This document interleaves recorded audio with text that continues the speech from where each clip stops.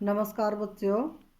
कल हमने पढ़ा था कि 1857 की विद्रोह के क्या कारण थे। कौन से ऐसे कारण थे जिनके कारण भारतीय सैनिक विद्रोह करने के लिए तैयार हो गए थे और जिसको स्वतंत्रता का पहला विद्रोह कहा जाता है। आज की वीडियो में हम ये पढ़ेंगे कि विद्रोह की असफलता के क्या कारण थे। 1857 की क्रांति जो है हमारी स्वतंत्रता के लिए पहली क्रांति थी और जिसमें बढ़ चढ़ करके लोगों ने भाग लिया था, जिसके अनेक कारण थे भाग लेने के, लेकिन फिर भी वो असफल रहा। इसकी असफलता के क्या कारण थे, आज हम ये बात जानने की कोशिश करेंगे। तो बच्चों, 1857 ईस्वी में भारतीयों ने अंग्रेजों के विरुद्ध विद्रोह कर दिया था। उस समय भारत में भारतीय और अंग्रेज सैनिकों का जो अनुपात था वो 6:1 था।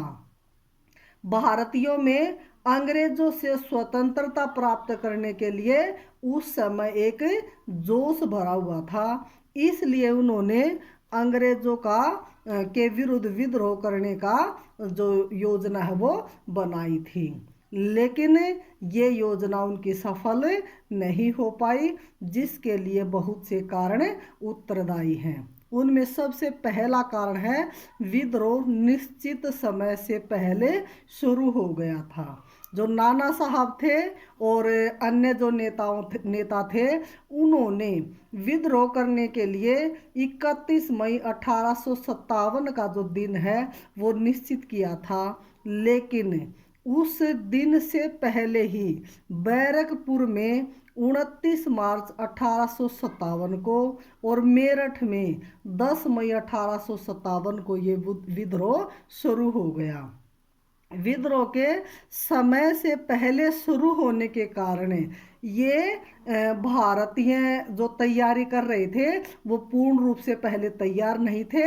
और दूसरा इसका सबसे प्रमुख कारण था कि ऐसी स्थिति में जो दूसरे नेता थे उनको ये पता ही नहीं चल पाया कि हम क्या करें और किस प्रकार से इसके लिए तैयार हों। इसलिए अंग्रेजों के लिए भारतीयों को हराना जो है वो आसान हो गया था। दूसरा प्रमुख कारण था जो बगावत हुई थी उस समय वो संपूर्ण भारत में न फैल सकी। अर्थात उस समय जो है जो ये बगावत थी, जो ये विद्रोह था, ये केवल उत्तरी और मध्य भारत के कुछ प्रांतों तक ही सीमित रहा था। ये पंजाब, राजस्थान, बिहार, बड़ौदा, बंगाल और दक्षिणी राज्यों में इस विद्रोह में किसी ने भी भाग नहीं लिया। यदि ये विद्रोह सारे भारतवर्ष में फैल जाता तो अंग्रेजों के अत्याचारी शासन का मुकाबला करने के लिए संपूर्ण लोग तैयार हो जाते, तो उसी समय हमें आज़ादी मिल सकती थी। अगला कारण था संयुक्त उद्देश्य की कमी। यानी कि जो हमारे विद्रोही थे 1857 की क्रांति के जो विद्रोही थे, उनकी सबसे बड़ी कमी थी उन्होंने एक उद्देश्य निर्धारित नहीं किया था। वे सभी अपने अपने स्वार्थों के लिए अंग्रेजों के विरुद्ध लड़ाई लड़ने के लिए तैयार हो गए थे। जैसे जो मुसलमान थे वो मुगल साम्राज्य स्थापित करना चाहते थे, नाना साहिब थे उनको पेशवा की पद्धति की चिंता थी, झांसी की रानी थी वो दोबारा से झांसी पर अपना अधिकार करना चाहती थी। इस कारण वे लोगों को एक झंडे के नीचे एकत्रित नहीं कर सके और ये उनकी पराजय का मेन कारण था। इसी विषय में डॉक्टर विपिन चंद्र ने कहा है कि इस तरह भारतीय नेताओं के स्वार्थी हितों ने विद्रोह की जड़ों को खोखला कर दिया। अगला कारण था साधनों का अभाव। विद्रोहियों के पास साधनों का अभाव था और अंग्रेज जो सैनिक थे उनके पास अच्छे अस्त्र शस्त्र थे, लेकिन जो भारतीय थे उनके पास अच्छे शस्त्र नहीं थे। ज़्यादातर भारतीय सैनिकों के पास केवल तलवारें थी, जबकि जो अंग्रेज सैनिक थे उसके पास अनेक आधुनिक जो है शस्त्र थे। आवश्यकता पड़ने पर इंग्लैंड ने अंग्रेजों की सहायता भी की थी, लेकिन भारतीयों की सहायता करने के लिए कोई उस समय तैयार नहीं था, जिसके परिणाम स्वरूप भारतीय जो सैनिक है वो अंग्रेजी सैनिकों का ज़्यादा समय तक मुकाबला नहीं कर सके। अगला था अनुशासन का अभाव। जो भारतीय सैनिक थे उनमें अनुशासन का अभाव था। जब कहीं भी वे किसी भी स्थान पर विजय प्राप्त करते तो लूट मार करने में वो लग जा करते थे, और उस लूट मार के कारण लोगों से सहयोग जो हो प्राप्त नहीं कर सके, जिसके परिणाम स्वरूप उनको पराजय का मुंह देखना पड़ा। अगला कारण था भारतीय राजाओं का अंग्रेजों को सहयोग। भारत के अंदर अधिकांश राजा ऐसे थे जो अंग्रेजों का सहयोग जो है वो कर रहे थे, जैसे हैदराबाद, ग्वालियर, पटियाला, नाभा, जींद, इंदौर, भोपाल, जोधपुर, कश्मीर, राजपूताना और नेपाल के शासक इसके अंदर सम्मिलित थे जो अंग्रेजों की सहायता कर रहे थे। इन्होंने भारतीय विद्रोह को कुचलने में अंग्रेजों का सहयोग दिया था। जैसा कि लॉर्ड कैनिंग ने कहा था, ये शासक तूफान को रोकने में बांध की तरह सिद्ध हुए थे। अगला कारण था अच्छे जर्नैलों का अभाव। विद्रोह की जो असफलता का सबसे प्रमुख कारण था अच्छे जनरल वहाँ पर नहीं थे। भारतीयों के पास इन चीज़ों का हमेशा से ही अभाव रहा है। भारतीयों के पास अच्छे जर्नैल नहीं थे। यद्यपि बहादुर शाह जफर, नाना साहब, तात्या टोपे और रानी लक्ष्मीबाई जैसे नेता थे, परंतु वे सारी सेनाओं को एक झंडे के नीचे इकट्ठा करने में सफल नहीं रहे। इसके अलावा उनके अंदर सैनिक योग्यता का भी अभाव था। अंग्रेजों के पास बहुत से ऐसे नेता थे जो विख्यात थे, प्रसिद्ध थे, जो विद्रोह को दबाने में सफल रहे थे। युद्ध कला का उनको अनुभव भी था, जिसके परिणाम स्वरूप भारतीयों को पराजय का सामना करना पड़ा।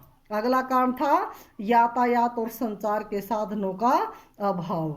तो यातायात और संचार के साधनों के ऊपर अंग्रेजों का नियंत्रण था, जिसकी सहायता से लड़ाई संबंधी पूरी जानकारी वो रखा करते थे। इसलिए अंग्रेजों को जहां भी ये लगा कि वहां पर विद्रोह हो रहा है, वहां वे तुरंत ही पहुंच जाया करते थे और उस विद्रोह को दबाने में वे सफल रहे। लेकिन विद्रोहियों के पास ये सुविधाएं नहीं थी, इस कारण उसके विद्रोह असफल होने का प्रमुख ये कारण रहा है। अगला कारण है दमन। अंग्रेजों ने 1857 ईस्वी के विद्रोह का दमन करने के लिए अनेक कदम उठाए। उन्होंने सबसे पहले विशेष प्रकार के कानून पास किए। इसके अधीन मई जून 1857 ईस्वी में पूरे भारत में उन्होंने मार्शल लॉ लागू कर दिया, और जो अंग्रेज अफसर थे उनको यह अधिकार प्राप्त हो गया कि वे भारतीयों पर मुकदमा चला सकते हैं और वो उनको सजा भी दे सकते हैं। इसलिए अंग्रेज अफसरों ने केवल विद्रोहियों को नहीं बल्कि जो आम लोग थे उनके साथ भी अमानवीय व्यवहार किया। उनके ऊपर भी अत्याचार किए गए। अनेक लोगों को फांसी पर चढ़ाया गया, अनेक लोगों को तोप से उड़ा दिया गया और बहुत से लोगों को जेल के अंदर बंद करके उनको अनेक प्रकार की यातनाएं दी गई। और जो जमींदार अंग्रेजों का विरोध कर रहे थे उन सभी की जो जागीरें थी वो जब्त कर ली गई थी। इसके अलावा जो अंग्रेजों के वफादार थे उनको इनाम के तौर पर जागीरें दी गई थी। अर्थात अंग्रेजों ने यहाँ पर फूट डालो राज करो की नीति को अपनाया था। जो अंग्रेज सैनिक थे उन्होंने भारतीय स्त्रियों को भी बेइज्जत करना शुरू कर दिया था। अमानवीय व्यवहार उनके साथ भी वे करते थे। तो इस कारण से जो विद्रोह था वो कुचलने में वो सफल रहे थे। अगला कारण है अंग्रेजों की कूटनीति। 1857 के विद्रोह में अंग्रेजों ने कूटनीति का सहारा लिया था और उस कूटनीति के सहारे में भारत अपना उद्देश्य को प्राप्त करने में जो वो सफल हुए थे। कूटनीति में फूट डालो और राज करो की नीति उन्होंने अपनाई थी। उन्होंने हिंदुओं को ये कह करके भड़काया कि मुसलमान भारत में अपना राज्य स्थापित करना चाहते हैं और मुसलमानों को ये कहा कि हिंदू भारत में अपना राज्य स्थापित करना चाहते हैं। इस प्रकार से अंग्रेजों ने अपनी कूटनीति के द्वारा जो पंजाबी थे, गोरखे थे, ये वीर जो सैनिक हुआ करते थे, उनसे उन्होंने सहयोग लिया, जिसके परिणाम स्वरूप 1857 का जो विद्रोह है उसको कुचलने में वे सफल रहे। इस प्रकार डॉक्टर ताराचंद ने सही कहा है, उचित ही कहा है कि विद्रोह की असफलता लगभग पहले से ही निश्चित थी। इसके बाद इस विद्रोह के अंदर जो विद्रोही थे वो क्या चाहते थे। 1857 की विद्रोह के अंदर जो विद्रोही थे वो ये चाहते थे कि उन्हें अनेक प्रकार की जो यातनाएं दी जा रही हैं वो ना दी जाएं। उस समय लोग जो है वो जो विद्रोही थे वो पढ़े लिखे नहीं थे और अंग्रेजों के उद्देश्य को वो समझ नहीं पाए थे। उनकी जो अधिकतर जानकारियां हमें मिलती है वो अनेक प्रकार की जो घोषणाएं उस समय की जाती थी उनसे हमें जानकारी मिलती है, जिससे हमें पता चलता है कि सबसे पहले विद्रोही चाहते थे एकता की वो कल्पना करते थे, अर्थात वो धार्मिक और जाति के आधार पर जो भेदभाव किया जा रहा था उसको वो समाप्त करना चाहते थे। वो चाहते थे कि धर्म और जाति के आधार पर हमारे साथ किसी भी प्रकार का भेदभाव ना किया जाए। जो मुस्लिम राजकुमार थे अथवा उनके नाम से जो घोषणाएं जारी की जाती थी उनके बावजूद भी जो हिंदू थे वो उनका विशेष ध्यान उनके अंतर्गत रखा जाता था। इसके कारण अंग्रेजों के आने से पहले जो समुदाय थे वो साथ साथ मिलकर के रहा करते थे और उस समय भी वो चाहते थे कि उनके साथ किसी भी प्रकार का भेदभाव ना किया जाए। हिंदुओं और मुसलमान दोनों को अपने आने वाले भविष्य की जो है वो चिंता थी, इसलिए विद्रोह के दौरान अंग्रेजों ने हिंदुओं और मुसलमानों में फूट डलवाने का भरपूर प्रयास जो है वो किया था। अगला वो चाहते थे कि उत्पीड़न के प्रतीकों के खिलाफ थे वे। विद्रोही जो है अनेक प्रकार की घोषणाओं में ब्रिटिश जो राज था जिसे विद्रोही फिरंगी राज कहते थे उनको अत्याचारी शासन के रूप में जाना जाता था। उनका ये कहना था कि अंग्रेजों ने देशी रियासतों पर कब्जे के लिए अनुचित ढंग अपनाए हैं और उन्होंने भारतीय शासकों के साथ भद्दा व्यवहार जो है वो किया है। इसलिए लोग इस बात से नाराज थे कि ब्रिटिश भू राजस्व व्यवस्था ने अधिक से अधिक संख्या में भूस्वामियों का विनाश कर दिया है और वो भूखमरी के कगार पर आकर खड़े हो गए हैं। जो ब्रिटिश सरकार है उसके द्वारा लगाए गए प्रतिबंधों के कारण छोटे छोटे जो उद्योग थे वो नष्ट हो गए थे। इसलिए विद्रोहियों ने ये उद्घोषणा की कि उस समय हिंदू और मुसलमान इस बात से बहुत डरे हुए थे कि अंग्रेज उनके धर्म का विनाश करना चाहते हैं और उन्हें ईसाई धर्म में शामिल करना चाहते हैं। इस कारण लोगों का जो बाजार था, लोगों के मन के अंदर जो भावनाएं थी वो अनेक प्रकार से उमड़ करके सामने आ रही थी। इसलिए लोगों ने इकट्ठा होकर के अपने धर्म की रक्षा करने के लिए लड़ाई करना उचित समझा और अनेक स्थानों पर विद्रोहियों ने उन लोगों पर आक्रमण किया जो अंग्रेजों के प्रति वफादार थे और जिन्हें जनता अपना उत्पीड़क समझती थी। इनमें प्रमुख रूप से गांव के सूदखोर लोग शामिल थे। उसके बाद अगला है वैकल्पिक सत्ता की तलाश। जो विद्रोह था उसके अंदर दिल्ली, लखनऊ और कानपुर जैसे ऐसे स्थान थे जहां विद्रोहियों ने कुछ समय के लिए अपना शासन स्थापित कर लिया था। इस समय विद्रोही नेताओं ने 18वीं शताब्दी में अंग्रेजों के आने से पहले जो प्रचलित प्रशासनिक संस्थाएं थी उनको दोबारा से स्थापित करने का प्रयास किया। इन नेताओं ने पुरानी जो दरबारी संस्कृति थी उसका दोबारा से प्रचलन किया।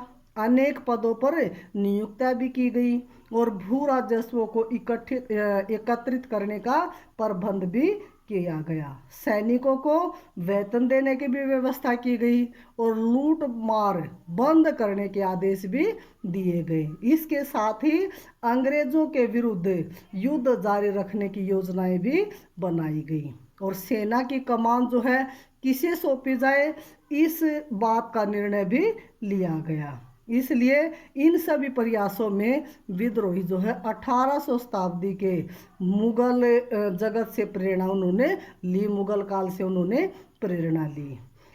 इन सभी बातों को ध्यान में रखते हुए उनकी जो पदवी थी वो छीनी जा चुकी थी। इसलिए विद्रोही चाहते थे कि उनके साथ इस प्रकार का अमानवीय व्यवहार ना किया जाए और जैसे पहले से उनकी शासन व्यवस्था चली आ रही थी इसी प्रकार से उनकी शासन व्यवस्था चलती रहे। उन्हें धर्म और जाति के आधार पर न बांटा जाए, उनके धर्म में किसी भी प्रकार का अंग्रेज परिवर्तन ना करे। इसलिए जब अंग्रेज इन बातों को अंग्रेजों ने स्वीकार नहीं किया तो उनका अंतिम रास्ता जो है वो विद्रोह का रह गया। तो इस प्रकार से बच्चों ये विद्रोह की असफलता के जो कारण थे वो मैंने बताए, जिसमें प्रमुख कारण थे विद्रोह निश्चित समय से पहले आरंभ हो गया था, बगावत सारे भारतवर्ष में एकदम से नहीं फैल सकी थी और संयुक्त उद्देश्य की भी कमी थी, साधनों का भी अभाव था, अनुशासन का भी भारतीय सैनिकों में अभाव था और भारतीय जो राजा थे वो अंग्रेजों का सहयोग भी कर रहे थे और भारत के अंदर अच्छे जर्नैलों का भी अभाव था, यातायात और संचार के साधनों का भी अभाव था और अपनी कूटनीति के माध्यम से अंग्रेज जो है दमन को कुचलने में भी सफल रहे थे। तो उम्मीद करती हूँ कि ये वीडियो जो आपको समझ में आई होगी। विद्रोह की असफलता के क्या कारण थे ये आपको अच्छे से समझ में आ गया होगा। अगर आपको मेरी वीडियो अच्छी लगी तो लाइक और सब्सक्राइब ज़रूर कीजिए। Thank you.